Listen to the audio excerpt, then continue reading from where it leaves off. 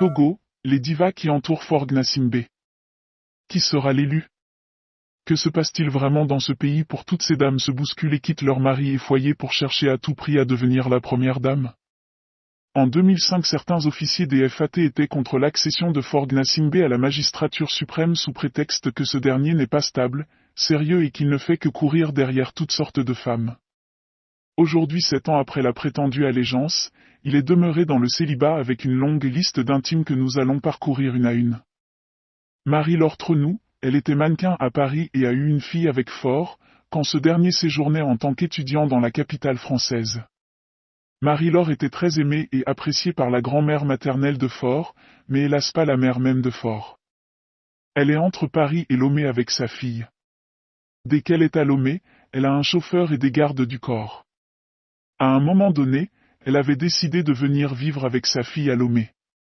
Elle est une femme très effacée, comparativement aux autres qui se revendiquent la place de première dame. Carlita Amorin, elle a eu 2 filles avec Faure. Celle-là n'est pas du tout aimée par Sabine Mensah, la mère de Faure. Elle était avant, la copine d'un ami et frère de Faure dont nous taisons le nom. Et Faure a tout fait pour arracher cette dernière à son ami. Elle ambitionne la place de première dame. Rebecca Attei, la cinquantaine voire plus, elle est une femme d'un monsieur peu connu des Togolais. Pour de l'argent, des marchés publicitaires, elle a quitté son mari pour Faure. Et aujourd'hui c'est elle qui est la directrice de la société de publicité, Platine. Elle a tous les marchés publicitaires des sociétés d'État et de UNIR. Très souvent, c'est elle qui prépare à manger et les escortes viennent chercher pour leur patron. Magui Niakad était la femme légitime de Ernest Gnassingbé, le grand frère de Faure avec qui elle avait eu des enfants. Du vivant de leur père Étienne Gnassingbé et Yadma, un problème avait surgi par rapport à des escapades entre Faure et la belle-sœur. Très furieux, Ernest avait voulu éliminer physiquement Faure et le père avait demandé au vieux Yaya Malou de régler ce problème qui était une honte. Ce qui fut fait. Après la mort de Ernest, cette même femme a eu un enfant avec Faure. Nini Esso Niou, la fille du capitaine Charles Niou, le frère de Badanyaki, la veuve de Eyadema qui a été tuée sur son lit d'hôpital de Tocoin par des commandos. Elle a eu 3 filles avec Faure. Sina Lawson, la fille du capitaine Francisco Lawson et la cousine de Carlita Amorin. Elle est très aimée par Sabine Mensah, la mère de Faure.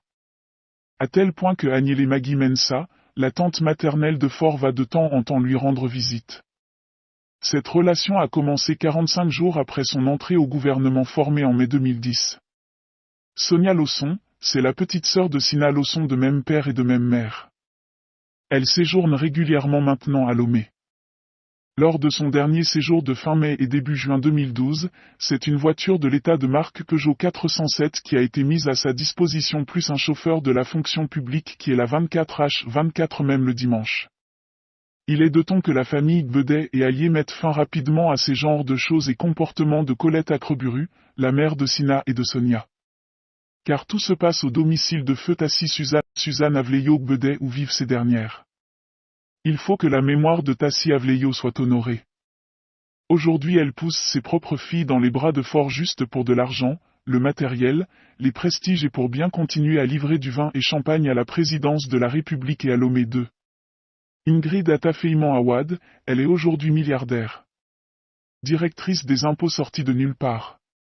Propriétaire de Zénith Communication et plusieurs autres sociétés fictives, sans compter ses appartements en Europe dont un très luxueux à Paris, France.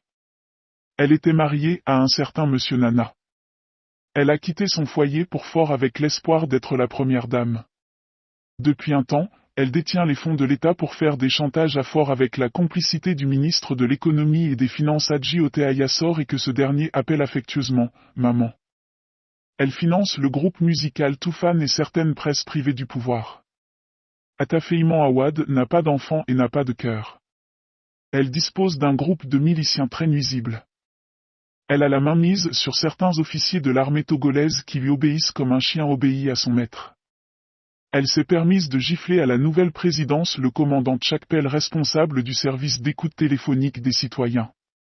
Fort Gnassingbé doit savoir que prochainement c'est lui-même que Ingrid Awad giflera en public de même que le général Atchatitik Pina et le lieutenant-colonel Yotrofei Massina. Julie Begedou, ex-bonne de la famille Gnassingbé. Une intime de Faure et subitement, elle est devenue commerçante, femme d'affaires et milliardaire. Elle a presque tous les marchés de commande en exclusivité du Togo. Victoire Sédémé Otomga Dogbe, la dame du PNUD ramenée expressément par Gilbert Humbo juste après sa nomination au poste de Premier ministre. Celle-ci a quitté aussi son mari avec qui elle a eu 3 enfants, dans l'espoir d'être la première dame. Née Mesodjine Gnassingbé, est demi-sœur de Faure Gnassingbé de même mère que Esoliza Menaka.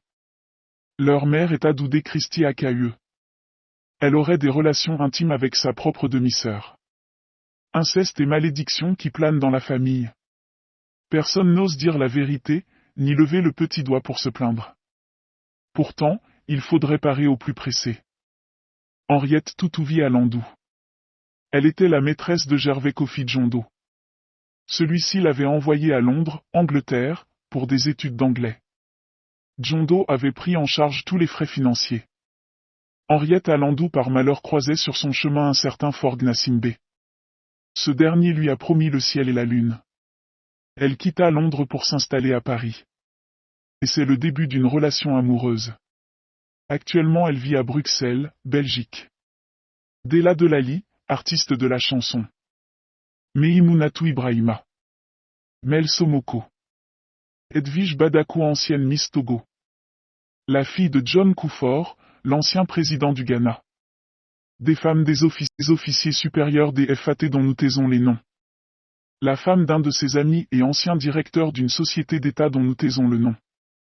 Ces femmes qui tiennent le président Gnassingbé, avec rapacité.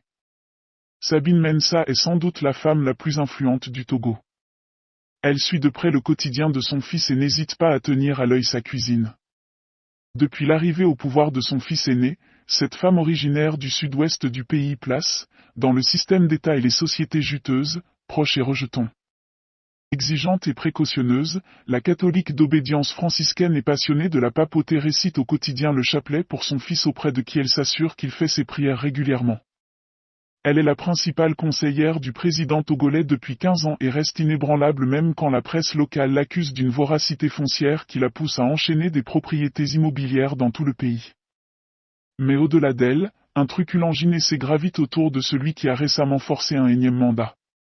Et fort sensible à la gaine féminine, Faure Gnassingbé en fait la promotion. S'il a donné le ton en faisant élire une femme à la tête du Parlement, le démission récente de son inaudible Premier ministre lui a permis un jeu de chaises largement à l'avantage, là encore des femmes. Depuis 2 décennies, Ingrid Awadé, frivole ancienne gestionnaire des impôts et depuis peu, patronne de la direction en charge du secteur informel a une influence à nul autre pareille.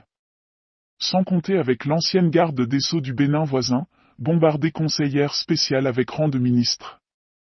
Si elles ont en commun d'être belles, ce qui alimente dans l'opinion locale une florissante libido pour un président à la timidité mystérieuse, elles sont aussi diversement bien formées pour les postes qu'elles occupent. Même si, là, féline, aux griffes invisibles. La primature? Elle y pense en se maquillant chaque matin. Victoire Dogbe est aussi une femme de pouvoir qui a compris qu'aucun moyen n'est de trop pour arriver à ses fins. D'une botte de latérite bien, vaudouifiée, à des amulettes chrétiennes, elle mobilise, en syncrétiste assermentée, toutes les ressources spirituelles au service de son ambition.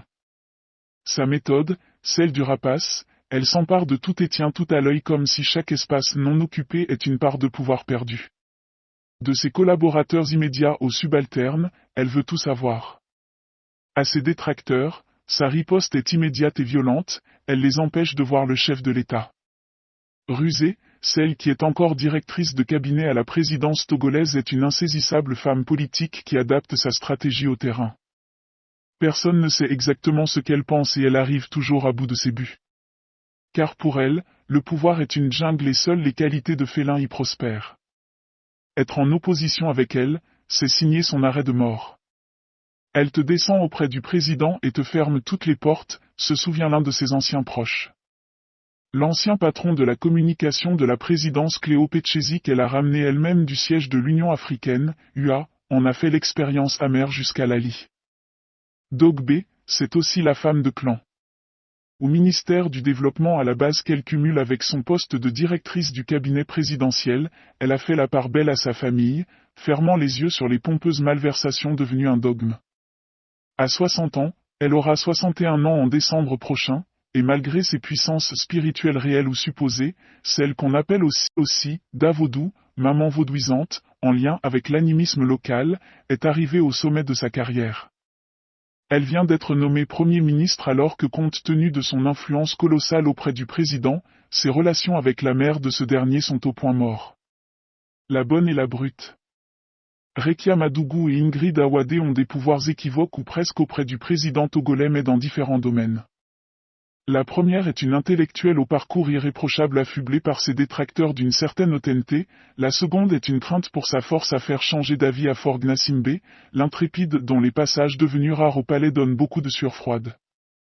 L'une gère réseau, lobbying, dossiers exigeants et pilote des projets techniques comme le MIFA, mécanisme inclusif pour le financement agricole, qui a donné un élan à l'agriculture et l'autre la branche politico-armée du parti.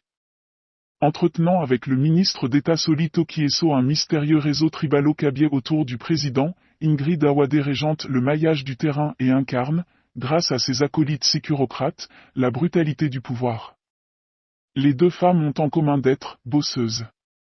Si elle ne boit presque jamais une goutte d'alcool, Madougou travaille de longues nuits et ne sait jamais s'arrêter. Il arrive parfois au chef de l'État de lui rappeler la nécessité de se reposer. Ses nombreux déplacements aux quatre coins du monde pour le compte de son mentor ne l'empêchent pas d'enchaîner initiatives plutôt intello et ouvrages. Son dernier livre était lancé fin septembre, à Cotonou alors qu'elle travaille déjà à d'autres manuscrits. Quant à Ingrid Awade, c'est dans l'hydroxyle qu'elle puise son inspiration. Infatigable travailleuse tout de même, elle ne s'éloigne jamais de son verre de bière dans lequel respire du champagne dilué à l'eau. Elle en a développé même une certaine addiction. Si Madougou pourrait retrouver plus de pouvoir avec le départ de Dogbe du cabinet, Ingrid Awade pense déjà à 2025.